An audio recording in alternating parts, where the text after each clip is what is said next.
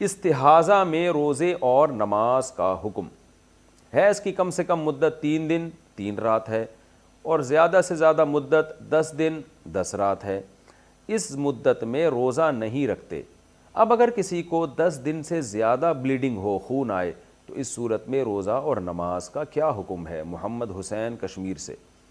کسی خاتون کو اگر 10 دن سے بھی زیادہ بلیڈنگ ہو رہی ہے تو وہ روزہ بھی رکھیں گی اور نماز بھی پڑھیں گی، کیونکہ حیض 10 دن سے زیادہ نہیں ہو سکتا.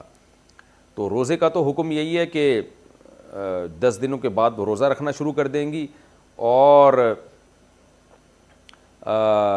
تمام روزوں کی قضا تو انہوں نے جو حیض کی حالت میں چھوٹے ہیں وہ تو ویسے ہی عید کے بعد کرنی ہے. نماز میں یہ ہوتا ہے کہ جو حیض کے ایام میں عورت کی نمازیں چھوٹی ہیں وہ اس پر لازم نہیں ہوتی. تو اس میں یہ کرنا ہے کہ کسی خاتون کو مثال کے طور پر پچھلے مہینے 6 دن بلیڈنگ ہوئی، 6 دن خون آیا، تو اگلے مہینے اب رمضان آ گیا ہے، اس کو 6 دن خون آیا تو ٹھیک ہے، 6 دن تو نماز بھی نہیں روزہ بھی نہیں. 7ویں دن بھی خون آیا تو صبر کریں گی وہ خاتون. 8ویں دن بھی خون آیا، 9ویں دن بھی خون آیا، اور 10 دن کمپلیٹ ہونے سے پہلے خون بند ہو گیا، تو اس کا مطلب یہ ہے کہ اب ان کو 9 دن سے زیادہ خون آیا ہے اور 10 دن سے کم آیا ہے، تو یہی سارے دن حیض کے شمار ہوں گے اور ان کو اب نماز قضا کرنے کی ضرورت نہیں ہے.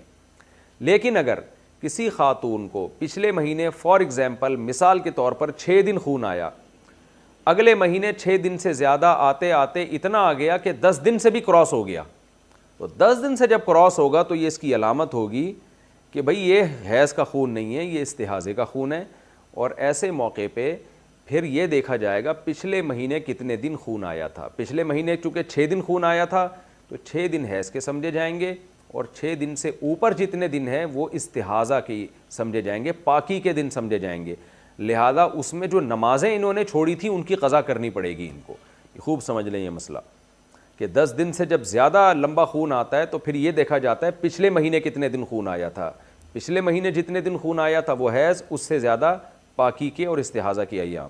اور اگر 10 دن سے پہلے خون بند ہو جائے تو سارے دن حیض کے ہی شمار ہوتے ہیں. پھر تسہیل بہشتی زیور ایک کتاب ہے، حضرت مولانا شرف علی تھانوی رحمۃ اللہ علیہ کی، جامعۃ الرشید والوں نے آسان کر کے چھاپا ہے اس کو. وہ کتاب ہر گھر کی ضرورت ہے. اس میں خواتین حیض و نفاس کے مسائل پڑھیں، اور مردوں کے مسائل بھی ہیں، خواتین کے مسائل بھی ہیں. پہلے وہ بہت مشکل تھی، اب بہت آسان کر کے چھاپی ہے.